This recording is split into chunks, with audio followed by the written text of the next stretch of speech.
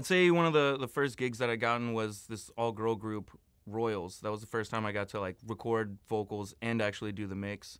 I had recorded a couple of vocals, and they were like, "Oh, we'll give you a shot at like trying to mix one of the songs," and did the first one, and they were just like super thrilled about it. Was able to like put it on the console and just really like go in on it and make it sound great, and they were loving it. So I got to do the whole record, and it was like 15 songs, and that was the first time that I like really learned time management and a mix. It was always working at home mixing, and it would take me a week, 2 weeks to actually like knock out a song. But like being in the studio, time is money, so I had to learn to get the song done today, you know, because I had 14 more to do over the next 2 weeks.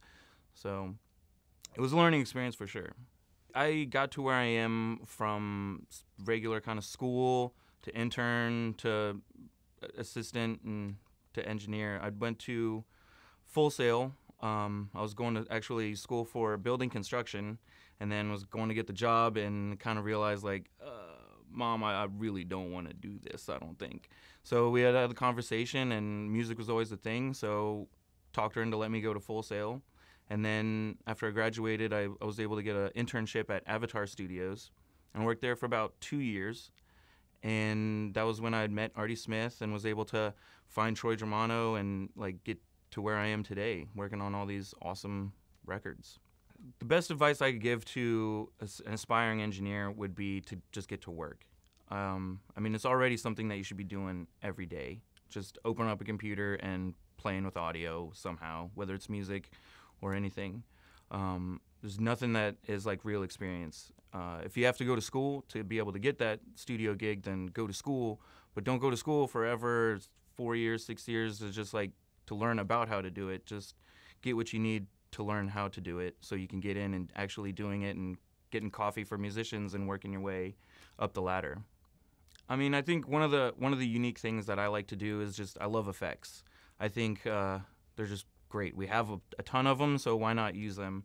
I mean, when you can get audio just like completely mangled and it's like literally on the brink of destruction and the whole thing's just about to fall apart, that's where some of the most beautiful sounds are. And I try to just find that right where it's about to just go terrible, but leave it there. And I mean, that's where almost like that's taste, you know, is like where to actually, you know, set it and forget it, and just that's the sound. And I've had great success with it. People like the where I put the knobs. I mean, I think one of the things that sets me apart is I always am in mix mode. I try to always make it sound like a finished record. Even if we're just recording, I try to find what vocal effects or effects on the track that we can do to really like start solidifying the mix and push it towards a certain vibe, so we're making decisions and trying to get to like a finished product instead of just like, oh, let's record the vocal and put a little reverb on it and like, okay, let's just get great vocal takes. Like, I want it to sound like a record as we're doing it. Basically, it's all on the vibe with the artist. I mean, that's what's great with being in studios. It's just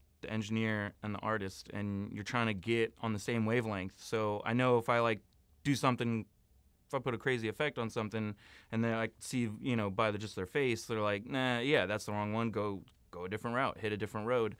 But when you see that, like, the eyes perk up and, like, you're like, oh, whoa, it's like, all right, yeah, I'll keep going. Like, well, you still got the smile on the face. Okay, what if I put another effect on? I'll put a flanger on this one and just keep going to town on it. And, like, then they're like, dude, that's the craziest thing I've ever heard. And I'm like, perfect. We just did that today. Getting the artist excited, exactly, is one of the things that, like, makes me happy and, like, feels that I did a good part of the day. A good thing in the day was just, like, to make them happy.